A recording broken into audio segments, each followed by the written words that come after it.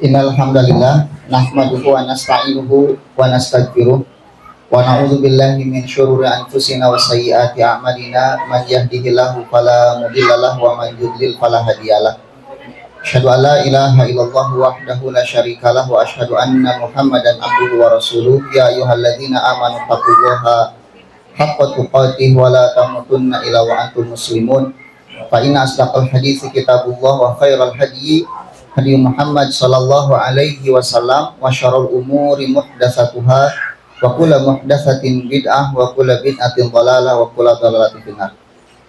Karamang Bapak Ibu sadayana, alhamdulillah kita bisa berjumpa kembali dalam kajian rutin bulanan ya, kajian untuk guru dan orang tua siswa.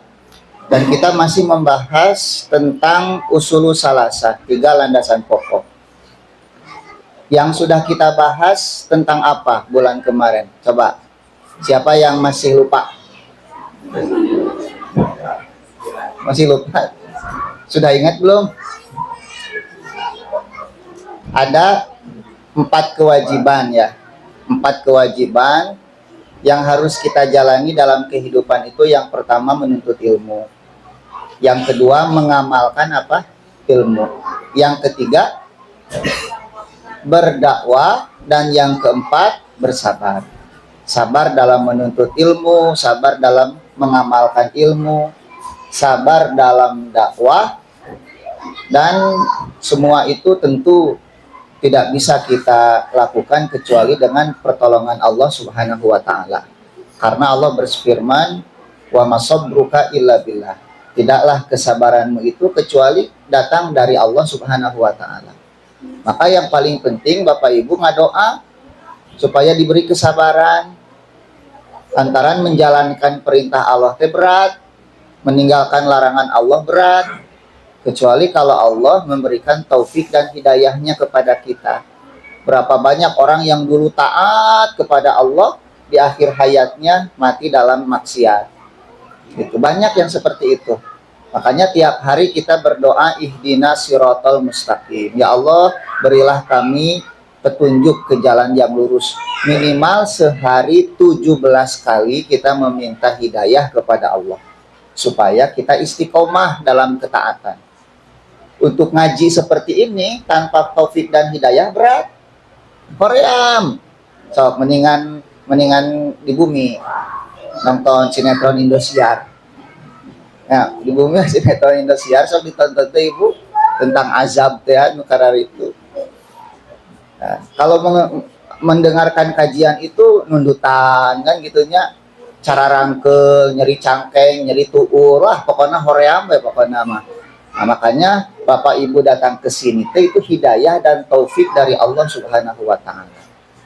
Nah, kita sekarang masuk kepada pokok pembahasan, yaitu tentang 3 landasan pokok. Apa yang dimaksud 3 landasan pokok dalam kitab ini? Maksudnya adalah apa yang nanti akan ditanyakan oleh malaikat munkar dan nakir setelah kita berada di alam barzakh.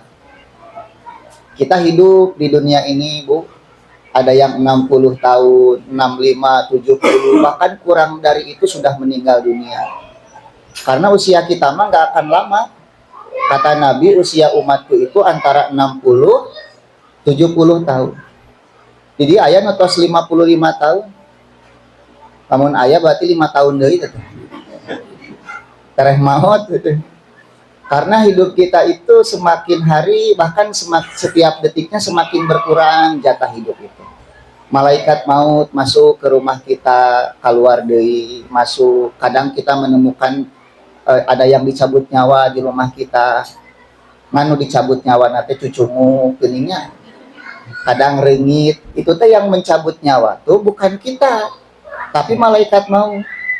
Ibu nepak rengit teh pae napel dina ieu teh. Eta saha nu nyabut nyawana? Malaikat maut. Berarti malaikat maut teh aya payunan ibu eta teh. Hiji mangsa mah ibu nepak rengit, nu maot teh ibu gitu teh kulipat. Rengit mah hiber deui we. Gitu. Teu salah nyabut, emang takdirna. Artinya malaikat maut itu setiap hari ada ngeliling di sekitar kita itu. Cuma kita belum saatnya saja mati. Nah, Suatu saat kita akan mati dan kita berpindah alam ke satu alam yang namanya alam barzakh. Kita mengenalnya dengan alam kubur. Alam kubur teh alam barzakh, yaitu alam pertengahan antara dunia dan akhirat. Ari barzakh teh hartosna teh naon namina teh barzakh teh penghalang. Gitu ya, barzakh itu penghalang. Nah, kita mengenalnya dengan alam kubur. Alam kubur teh sanes kuburan kan debet tanya. Ibu di mana, Bu? Di kuburan. Nah, gitunya. Kada ulah salah, di mana, Bu? Di alam kubur. Nah, gitu. Kayak disangkana juri ibu teh gitu ku batur teh. Nah, jadi Ibu kita tuh menunggu antrian. Kamari sanu tos mayunan orang, Bu. Abi pun Bapak kamari terakhir ke mayunannya 3 tahun kapengker. Mungkin Ibu ada siapa saja yang mendahului. Nah, kita teh sedang menunggu antrian. Nah, alam barzakh itu, Ibu, lamanya lebih lama daripada alam dunia. Bisa sampai ribuan tahun kita nanti di sana itu. Nabi Muhammad saja sampai sekarang itu kan di alam barzakh itu sudah 1.500 tahun. Abu Bakar As-Siddiq, Umar bin Khattab. Usia di dunianya berapa Nabi kita itu? 63 tahun. Tapi di alam barzakh sampai sekarang sudah 1.500 tahun. Sampai kapan? Sampai datangnya hari kiamat. Jadi kehidupan alam barzakh itu lebih lama daripada kehidupan dunia. Jadi jangan sampai kita mengorbankan hidup yang lebih lama untuk kehidupan yang sementara ini. Rugi, Bu. Maka aya nama kita hidup teh jang ngumpulkeun bekal nanti di kehidupan setelahnya. Da dunia mah sakedap bae sangsara ku dunia mah aya akhirat kayak beunghar di akhirat. Nya untung we atuh lamun beunghar dunia akhirat mah nya alhamdulillah. Tapi lamun dunia teu beunghar-beunghar ulah diudag wae. Bisi hayo dunia teu beunang, akhirat ge teu beunang gitu. Katurug katutu cek orang Sunda mah. Nah, di usia seperti kita mah 40 ke atas harus sudah fokus mencari apa? Akhirat. Bahkan mencari nafkah juga tujuannya untuk akhirat itu. Bisi ayeuna 40 tahun hayo we hayang beunghar teu beunghar-beunghar. Ngadon stres ngajeprut yang tegera. Lamun tos ngajeprut ku kulintingan di kebon gedang teh. Jadi acuk. Begitu. Lantaran mikiran dunia mah stres. Yang tidak stres itu, yang menenangkan itu memikirkan akhirat. Maka moal aya jalmi nu stres mikiran surga, padahal can dijamin. Aya di dieu pernah stres ngemotan surga, Ibu. Ari Ibu kunaon ulang-ulang wae stres memikiran surga. Pasti nu stres pemikiran duit. Sok leres teh. Akan hoyong loba duit. Ibu hoyong cek abi ge ngukut marmot. Teu percaya. Ngukut marmot loba duit. Lantaran marmot mah disadana duit. Nah gitu. Nah, mata nu hoyong ngukut hoyong loba duit ngukut marmot gitu ta. Nah, nanti Ibu kita itu sebelum ke alam barzakh itu kita akan sakaratul maut namina teh. Nah, sakaratul maut itu gerbangnya, gerbang alam barzakh. Ari sakaratul maut itu nama untuk rasa sakit yang dirasakan ketika orang dicabut nyawa. Namina teh sakarat. Gitu. Nyeri eta teh. Nah, nyawa kita itu nanti diambil dari ujung kaki. Teras ditarik ke malaikat itu, setiap kali dia melewati engsel nanti lepas. Engsel kaki, lutut, cara roplok, maka jalmi nu maut malam yang ditinggal langkung jangkung tibatan nuhirup menuju hirup karena lepas engselnya itu sampai di kerongkongan. Nah, ketika nyawa sudah di sini ditutuplah pintu taubat oleh Allah. Semua yang gaib ditampakkan di depan mata. Kita akan melihat malaikat maut datang dan malaikat sejauh mata memandang. Malaikat sadaya. Sok gerai mun pas bade maut Ibu bakal ngalaman besok. Kete Ibu bakal emut karena panaosan dia. Oh nyana bener Cimang Adit cenah gitu. Nang Chandra itu kita teralami nanti. Sejauh mata memandang teh malaikat. Sampai ketika dicabut nyawa, nanti mata kita itu akan mengikuti kemana nyawa kita terbang. Mata sok ninggali gininya anu dicabut ngaburelak itu itu melihat nyawanya sendiri itu.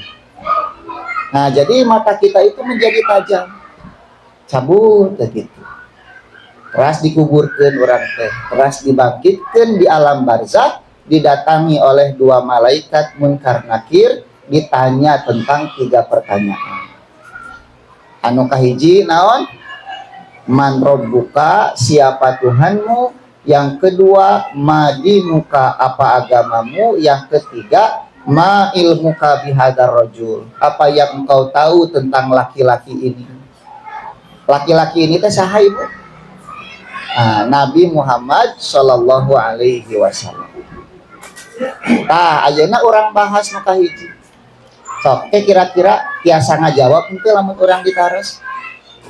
Mata kapalkeun ti ayeuna. Arek diapalkeun Robbiyallah, dini agamaku Islam, nabiku Muhammad Shallallahu Alaihi Wasallam. Sok apalkeun ti ayeuna, ngarahke pasti taros biasa ngawal. Tapi apakah semudah itu? Belum tentu. Karena pertanyaan itu hanya bisa dijawab kalau kita menjalani hidup sesuai dengan 3 hal tersebut. Ayeuna unggal poe maksiat, ibadah tara, ari ngajawab hayang bisa diapalkeun we, engke pas ditanya pohon. Kenapa? Malaikat itu Ibu akan mendatangi kita itu dalam bentuk sesuai dengan amal-amalan kita. Kalau amalan kita jelek selama di dunia, dia akan datang dengan bentuk yang menakutkan. Tapi kalau amalan kita baik, dia akan datang dengan sebaik-baik bentuk. Gitu tah.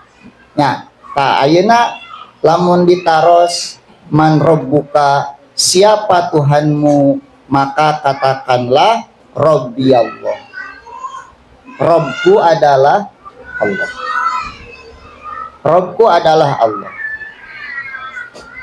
Dan Rob itu, Allah itu bukan hanya Tuhan kita, tetapi Rabbul Alamin, Tuhan seluruh makhluk yang ada di muka bumi ini. Pertanyaannya Bapak Ibu, dari mana kita mengenal Allah? Cing, di mana orang apal ka Gusti Allah teh? Kalau Allah itu ada, nepikeun ka orang teh yakin ka Allah teh nyembah tiap hari. Dari mana kita tahu Allah itu ada? Aya nu pernah sareng Gusti Allah di dia? Di jalan misalnya, di Cipicung, di Kebun Gedang. Aya nu pernah? Terus apal di mana tuh? Da teka tinggal. So, namun Ibu ditaros apal di mana? Di mana Kang apal ka Gusti Allah? Maka kata para ulama, kita mengenal Allah itu dari tanda-tanda kekuasaannya. Apa tanda kekuasaannya? Kan dia sebudeun orang teh ieu teh tanda-tanda kekuasaan Allah. Adanya bintang, bulan, matahari, pergantian siang dan malam, gunung yang begitu megahnya, pepohonan di sekeliling kita, bahkan diri kita sendiri, ini adalah tanda-tanda kekuasaan Allah.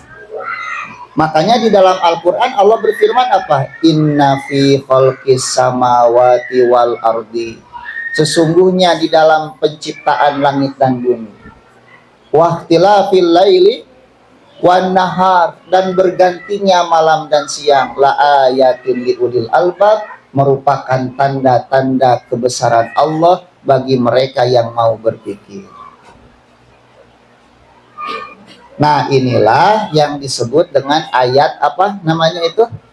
Ayat kauniyah. Jadi tanda kekuasaan Allah teh ayat 2, Bu. Ayat kauniyah, ayat qauliyah.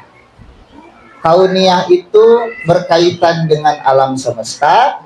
Kalau qauliyah itu yang ada di dalam Al-Qur'an.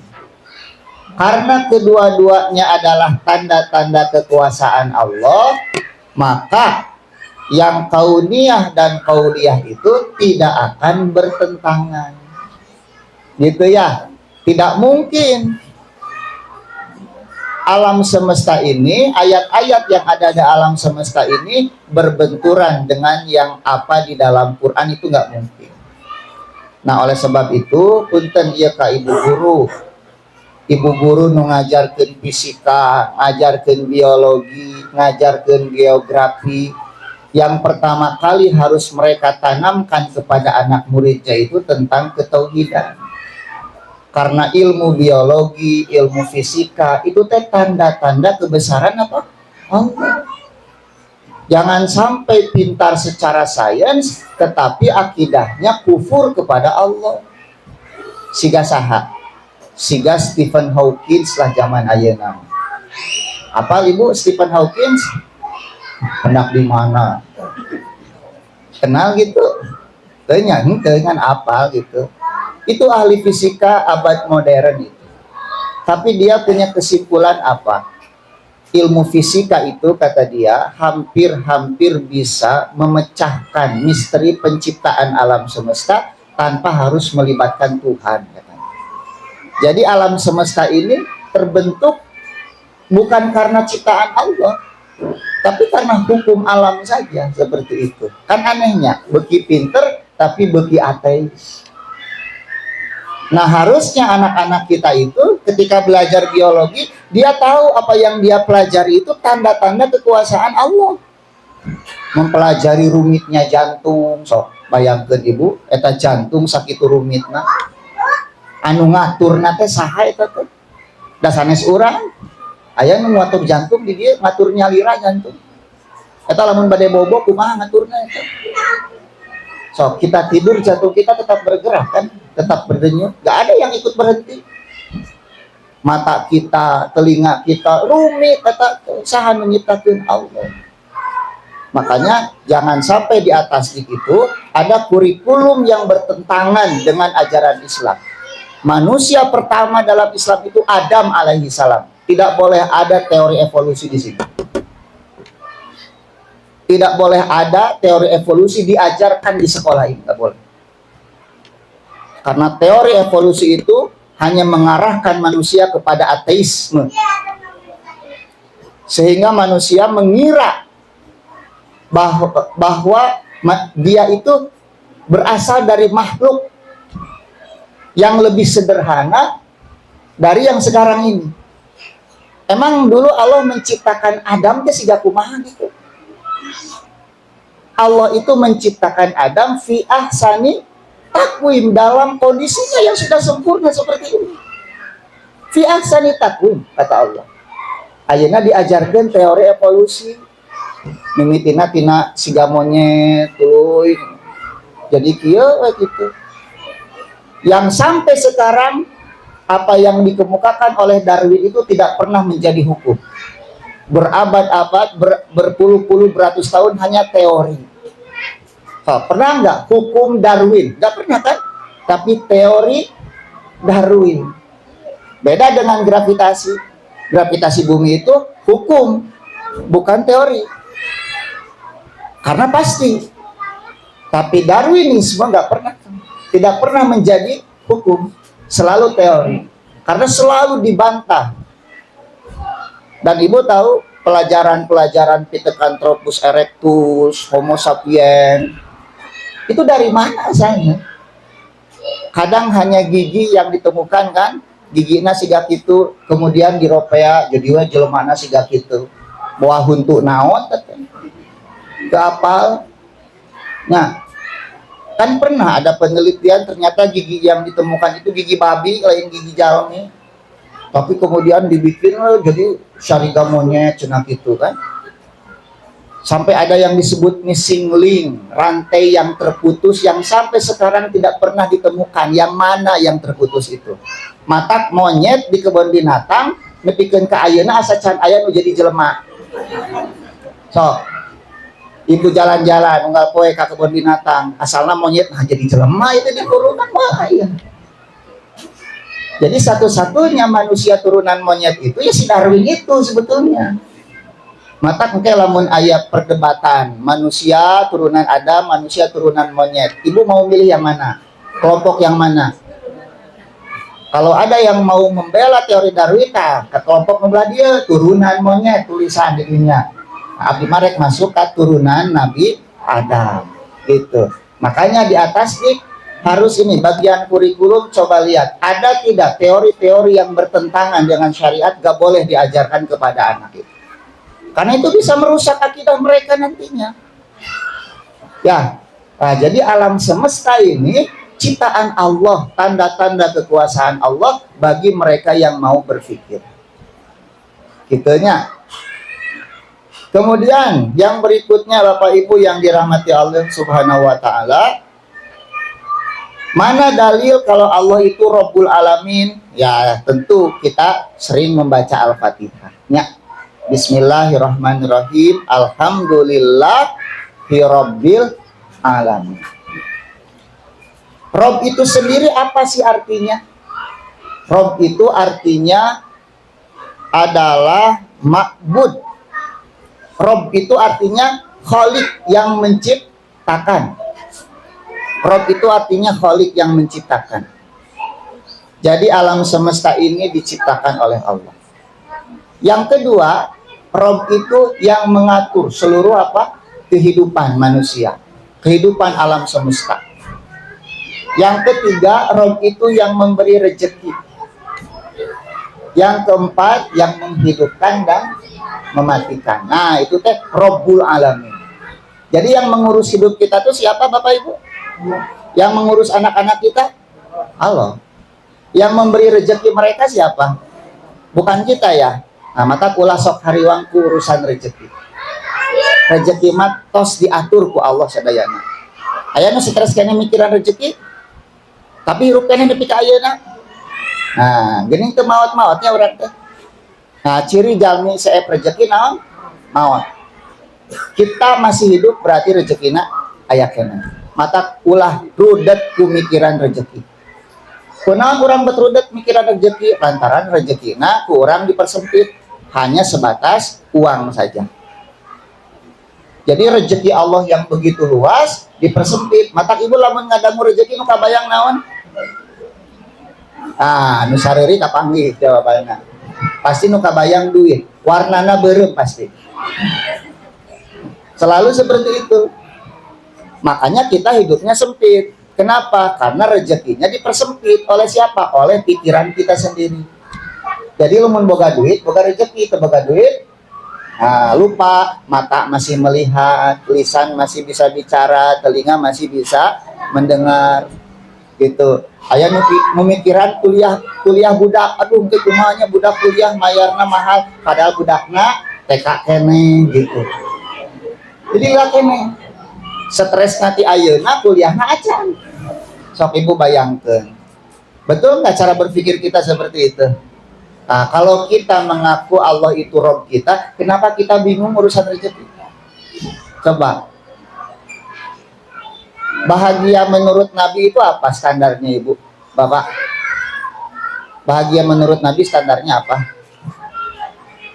Bangun dalam kondisi aman, terus sehat badannya, punya makanan untuk hari itu. Nabi nggak bicara makanan esok harinya, makanan minggu depan sampai sebulan ke depan enggak. Nabi hanya berbicara makanan hari itu. Kenapa isuk mah cantang tu hirup? Maka bahagialah orang itu kata Nabi, seolah-olah dia sudah menggenggam dunia dan seluruh isinya. Nah orang mah ngajieun standar bahagia, nah ngarang sorangan. Standar bahagia. Nah, terus deh bahagia orang mah kudu boga imah halus, mobil mewah, duit loba nya. Nah, maka teu bahagia lantaran mobil jeung imana teu boga-boga dibikin aja. Masa untuk bahagia nunggu punya mobil? Untuk bahagia nunggu banyak uang? Untuk bahagia nunggu punya rumah? Saya mah ngontrak bahagia dibikin kaya. Bu, sok batur mah aya nu dina gorobak. Ibu pernah ninggal nu gorobak itu kukurilinya? Ada dorong eta nya. Ibu hoyong siga kitu. Matak oge. Bahagia teh? Benar ya. Naon buktinya? Ada tahu seserian serangan. Bisa seserian serangan bahagia dianggap gelo. Nah gitu ibunya. Jadi Rabbul Alamin itu apa? Pencipta, pemelihara, pengatur, pemberi rezeki, yang menghidupkan dan mematikan. Maka kalau ada orang datang ke dukun hayang beunghar, namina naon kitu? Musyrik. Tidak boleh kita meyakini ada pencipta selain Allah, pengatur selain Allah, pemberi rezeki selain Allah, yang menghidupkan dan mematikan selain Allah, enggak boleh. Ibu lamun aya sirik uncuing aya naon cenah? Tak percaya kene teh musyrik eta. Naon kaitanna sirik uncuing jeung maut?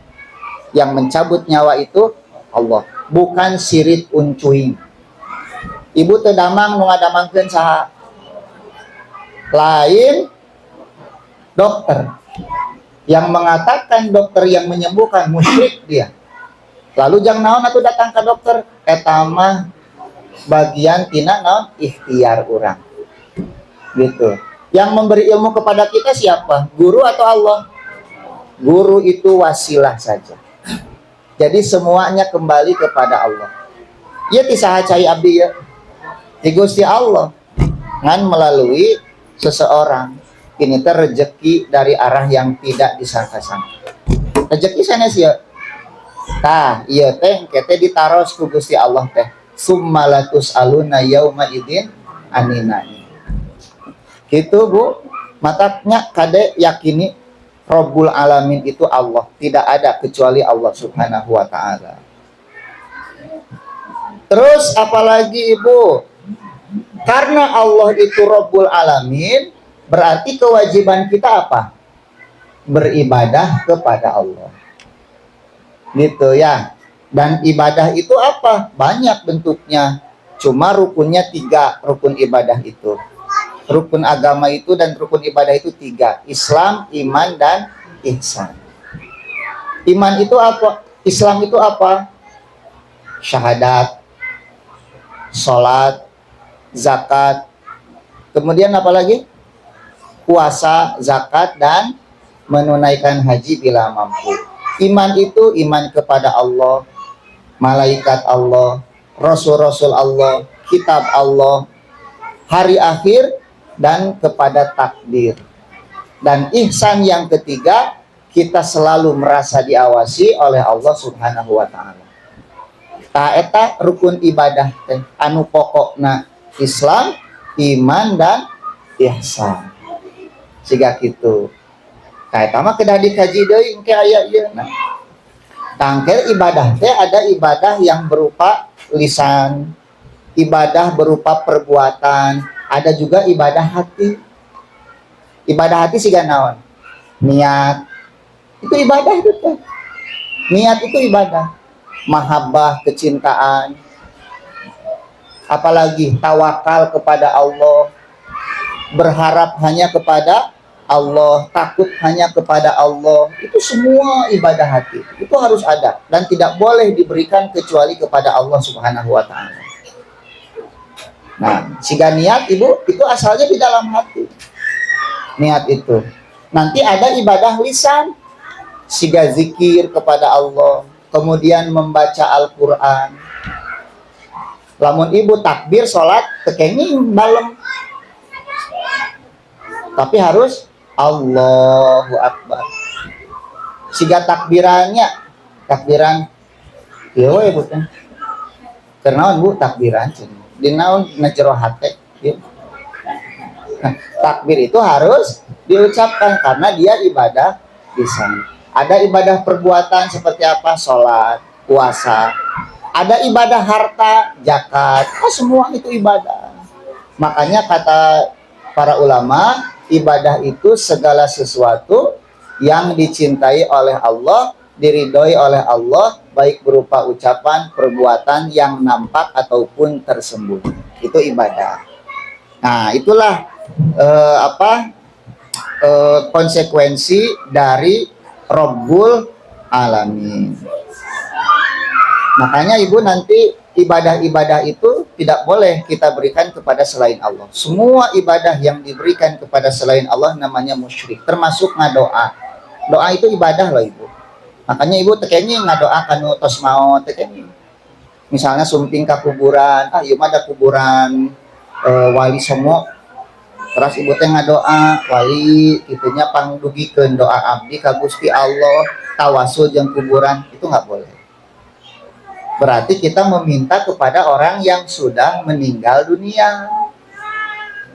Karena ibadah itu, doa itu ibadah. Dan ibadah hanya diberikan kepada siapa? Kepada Allah. Makanya Allah mengatakan, wa annal masajida lillah fala tad'u ma'allahi ahada. Sesungguhnya masjid itu milik Allah, jangan engkau meminta kepada selain Allah Subhanahu wa ta'ala. Nah, ari ziarah kubur teh kenging kitu Kang, kenging ziarah kubur mah, tapi tujuannya bukan meminta kepada orang yang sudah mati. Ari tujuan ziarah kubur Kang naon? Pak, mengingat kematian, mendoakan orang yang sudah meninggal, bukan meminta doa dari orang yang sudah meninggal. Kenging ari tawasul kenging ke tawasul. Kenging kajal minus soleh, tapi nu masih kene hirup jumen sanes nutoskan tuh. Misalnya ayah ajengan, sumping ke ajengan pang doakeun abdi, hoyong naon, hoyong beunghar. Nah, kenging ke ajengan teh ngadoa, Gusti ieu si ibu hoyong beunghar, diijabah doana da jalmina soleh, ibu teh ujug-ujug beunghar, tah teh geus beunghar teh poho ka ajengan mah. Teu mere-mere acan. Biasanya gitu, nya biasanya gitu Pak. Ingat teh lamun keur eueuh kan aya nu kitu, Ustaz kayaknya lamun geus buhar cenah dakwah narek dibantuan ku abdi gitu. Tetenya jadi beunghar ya da ditungguan teu ngabantuan wae gitu. Nu gimana terus beunghar ngabantuan gimana? Pernah beunghar nu gigit? Ada hirup mah kitu nya, kadang di luhur sakapun kahandap lagrag sigaban. Tapi cenah Pak Ustad abdi mah beuti handap wae cenah kitu nya, berarti bana keur kempes eta teh.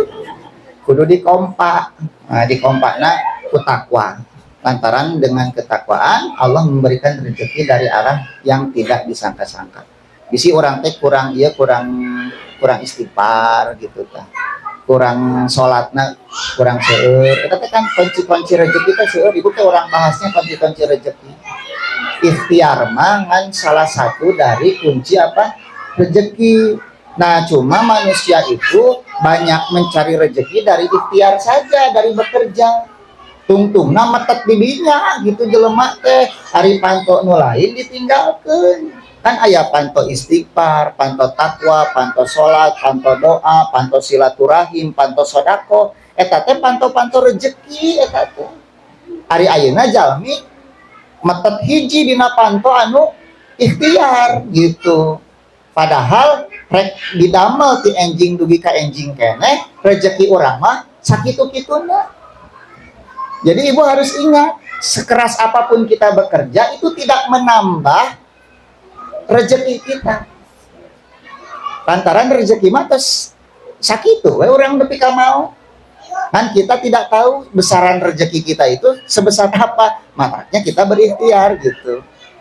Jika Pak Prabowo teu apal bakal jadi presiden, maka ikhtiar menuju ke sana ditakdirkan jadi. Soal lamun Prabowo baheula teh nguseup pagaweanna meureun jadi presiden aku mah kayak gitunya. Jadi disesuaikan gitu tujuan kita teh. Untuk hayang siga kieu berarti coba ikhtiarna kieu. Tapi itu bukan satu-satunya apa jalan. Nah urang teh sok didinya wae nepikeun ka aya nu dagang teu salat. Eta abdi rek ka alif mah rek salat ya tukang baso ulah disebutkeun ngaranna mah da bisa apal kabeh tukang baso di dieu mah. Mang ayo salat heula geus magrib ada bisi aya nu meuli cenah kitu. Si mang eta kadang nangkeun di dieu si mang eta. Abi beres salat magrib di masjid da sholat mungkin nu meuli eueuh si mang coba bayangkeun nya disangkana sholat itu bakal menutup apa pintu rezeki, padahal salah satu pintu rezeki teh sholat eta. Atau lamun keur salat aya nu meuli balik deui berarti lain rezekina. Tuh tukang hayam di sekolahan SD aya kemudian di sonten tukang hayam abi rek meuli hayam kadinya ibu teu aya nu dagangna ari nu meser ngantri ka mana cenah si emak cek abi teh menuju salat maghrib bayangkeun tuh ari tos rezeki namanya. Mata bekerja itu tidak menambah rezeki kita. Aya nu gawe 24 jam teu beunghar-beunghar, aya nu nganggur poe ieu isuk beunghar. Menang warisan ngejual sawah. Tuh bayangkeun. Mata ibu oke orang ngabahas tentang eta. Cuma yang memberi rezeki itu siapa? Allah. Mata nyungkeunna ka Gusti Allah ari rezeki Allahna diudag, ari Allahna teu dicaketan. Nah kitu urang mah nu kitu teh bahasa Prancisna pinter kodek. Bu, etanya pertanyaan yang akan ditanyakan pertama kali itu siapa Tuhan kita?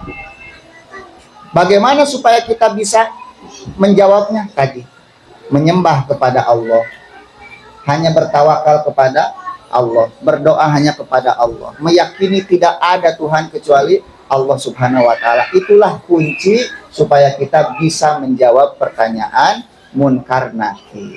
Dugi kadinya heula. Sok ulah abdi wae nu ngacapruk teu capek. Pilih aya nu bade ditaroskeun mangga.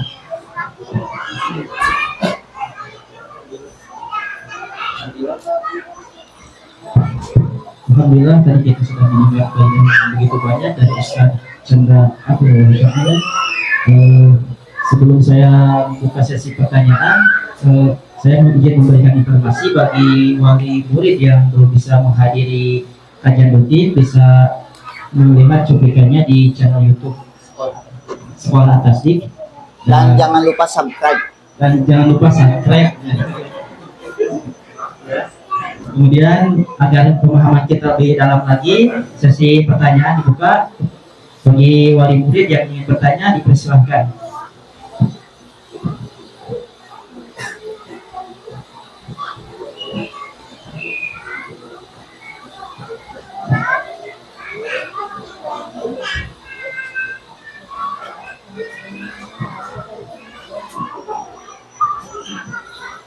Mangga. Iya. Satu pembawa acara.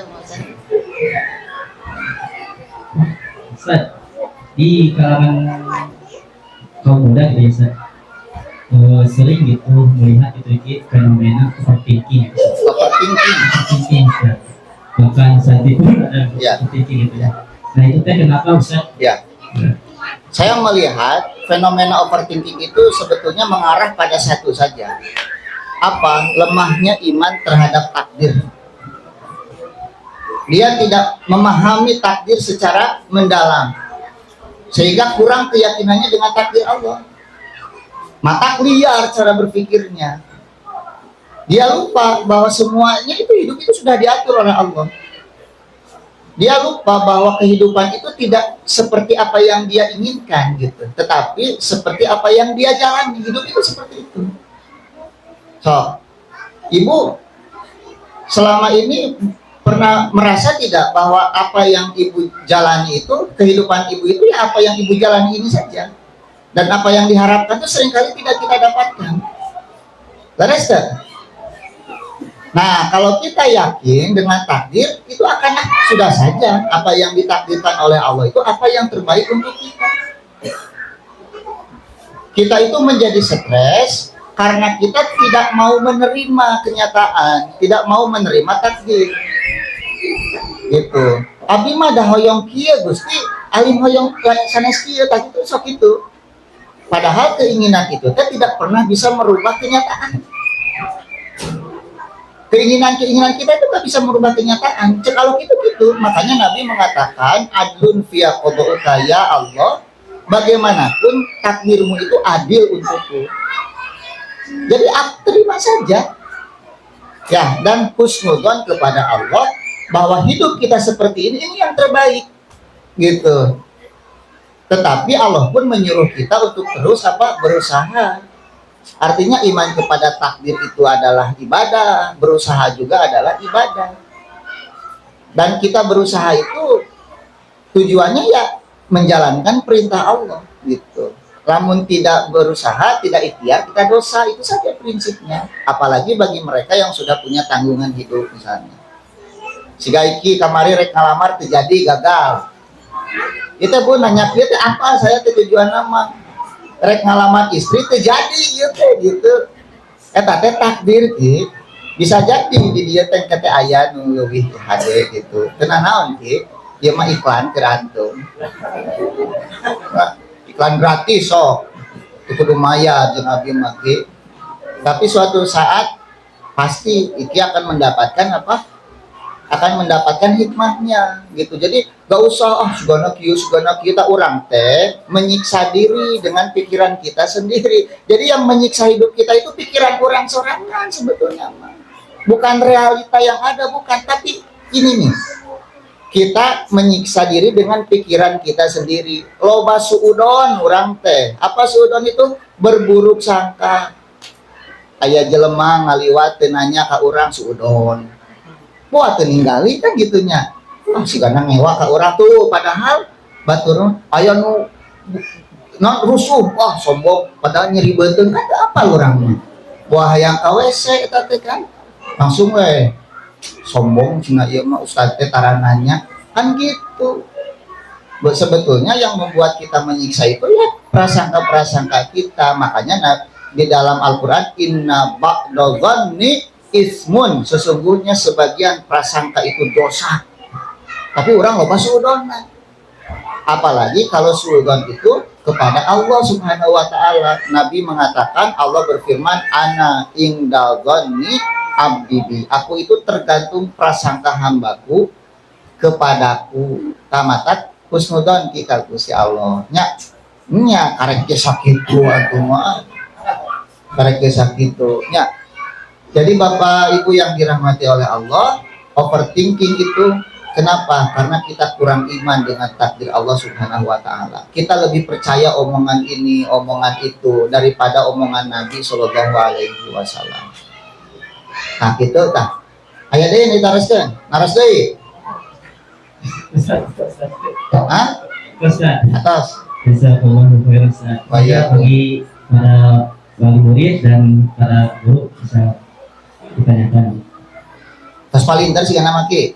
Insyaallah. Ayo tama.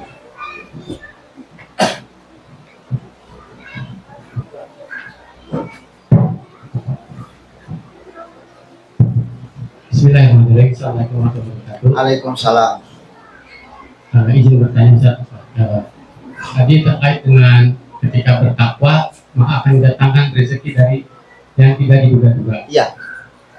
Sedangkan di ayat lain itu janganlah kalian merasa beriman sebelum kami uji dengan kelaparan. Nah itu gimana?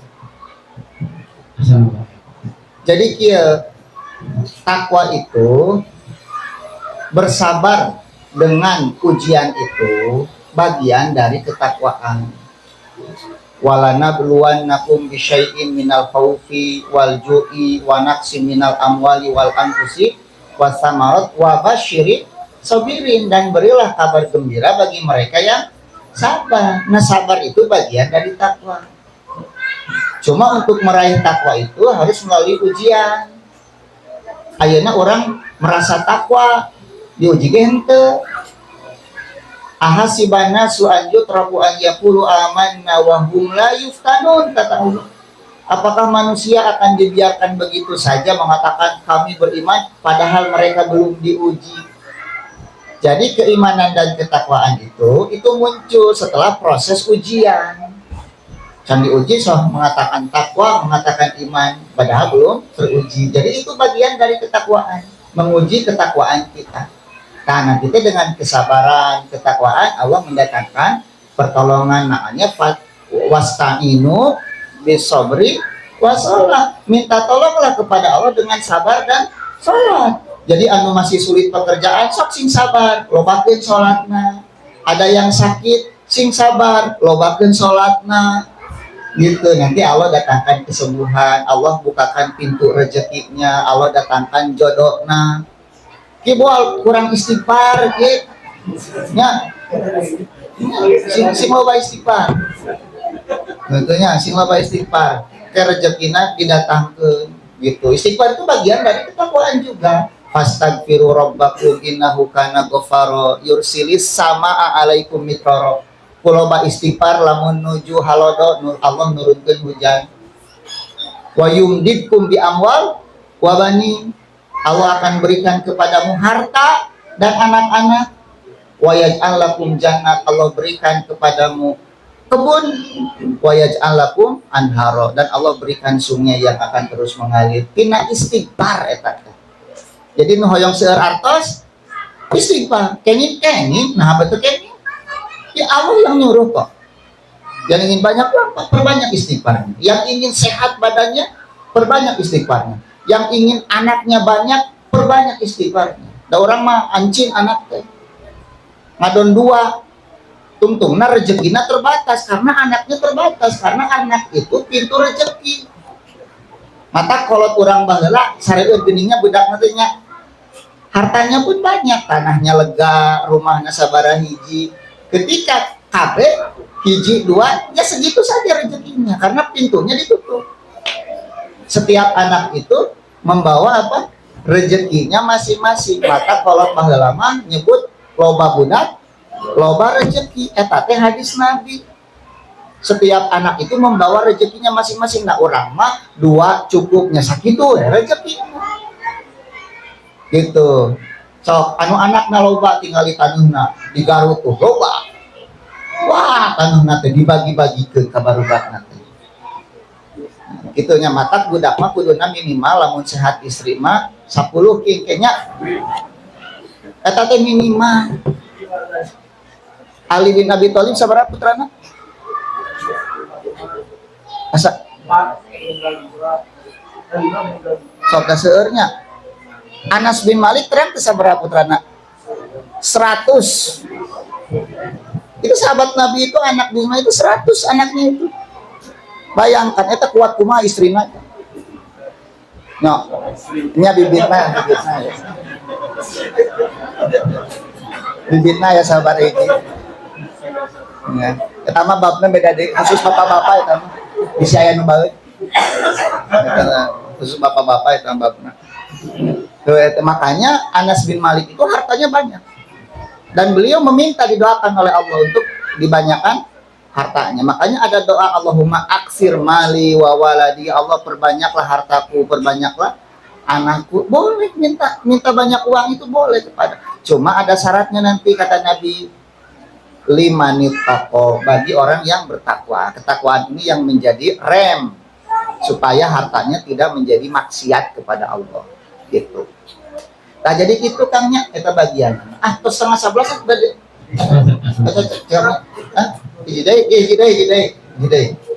Jadi mau umroh teh ieu teh.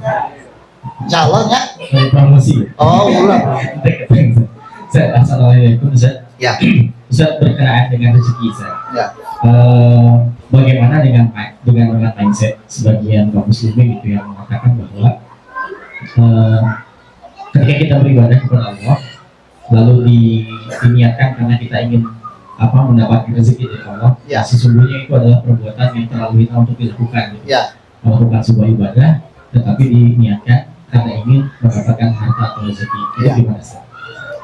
Jadi ibadah itu sebetulnya gini, yang hina itu ketika kita menjadikan ibadah alat untuk dunia, itu hina. Makanya ketika sholat tetap untuk Allah niatnya, tetapi di situ pun ada harapan Allah memberikan rezeki. Harapannya kepada siapa? Kan roja itu namanya, roja kepada Allah bagian dari. Nah, yang hina itu yang memperalat ibadah untuk tujuan dunia.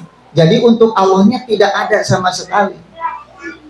Sehingga misalnya jelema jadi ustad mempelajari ilmu, tapi tujuannya hayang disebut ustad, itu hina. Hayang disebut ajengan, itu hina. Ada orang yang sedekah tapi tujuannya ingin disebut dermawan, artinya kan Allahnya sudah tidak ada sama sekali. Ada yang membaca Al-Quran tapi ingin disebut qori, itu tidak ada, itu kan tujuannya dunia. Allahnya tidak ada sama, itulah yang hina di hadapan Allah. Tapi kalau kita sholat kepada niatnya lillah untuk Allah, dengan begitu kita pun punya harapan dimudahkan ini, itu tidak, karena harapan kita pun kepada siapa? Kepada Allah. Makanya dengan cara berpikir seperti itu nanti ada yang lebih ekstrim, lamun ibadah teh tong hayang asup ka surga ulah sieun neraka. Emang nggak boleh gitu berharap masuk surga? Boleh, kenapa? Yang nyuruhnya Allah kok. Wasari'u ila magfiratin min rabbikum wa jannat. Bersegeralah menuju ampunan dan surga, Allah yang nyuruh. Takut neraka, Allah juga yang nyuruh. Misalnya ku anfusakum wa ahlikum, nah apa Allah yang nyuruh.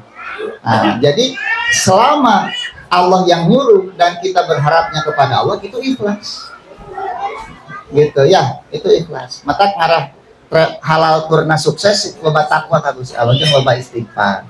Ibu itu pemilik travel halal tur ieu teh nanya kitu teh sabenerna mah iklan gitu. Gitunya. Kita cukupkan sampai di sini ya. Subhanakallahumma bihamdika asyhadu an la ilaha illa anta astaghfiruka wa atubu ilaik. Assalamualaikum warahmatullahi wabarakatuh.